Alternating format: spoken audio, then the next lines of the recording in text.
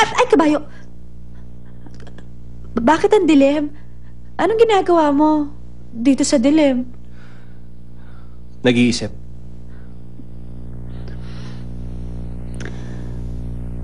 Tungkol saan? May... Jello, baka matulungan ka. O baka hindi.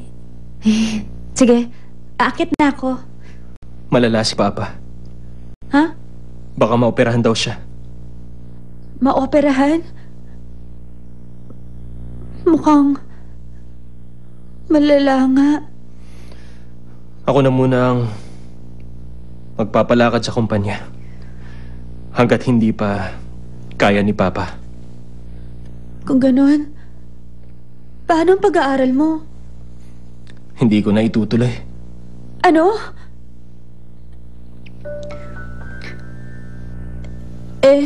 Gusto mo yun, diba? Yun ang pangarap mo. Magdoktor.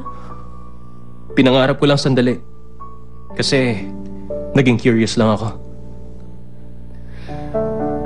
Pero baka naman pagtagal, mabore lang ako. Masaya ba ang magtrabaho? Hindi. Kaya unfair yan. Ang sabi mo sa amin noon, maging masaya. Sabi mo pagka-graduate dapat magsaya. Hindi yun ang gusto ko. Pero kapag sinabi ko kay Papa na susundin ko na siya, sasaya siya. Kaya nagtagumpay na rin ako nun. Kahit hindi ako masaya, nakapagpasaya naman ako.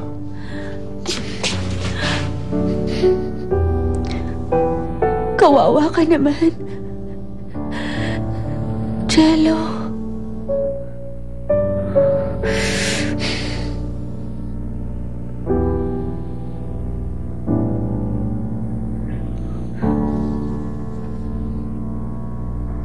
Alam mo, parang hirap ng paniwalaan. Dito. Totoo ba? Ginawa ni Jello yun? Totoo raw. Dumaan siya sa dean's office kanina. Dito. Yan.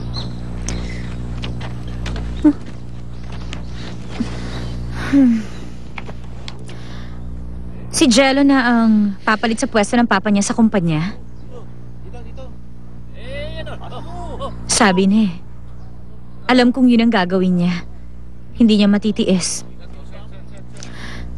Hindi kasi bumubuti ang lagay ng papa niya, di ba? Paano mo nalaman yon? Bakit? Sa tingin mo, hindi halata? Kung gagamitin mo lang ang utak mo, malalaman mo lahat yon. At saka, maiintindihan mo ang nararamdaman ni Jello. Kaya, nag-file siya ng leave. Alam ko na. Ano? Anong alam mo kay Jello? Sabihin mo sa akin.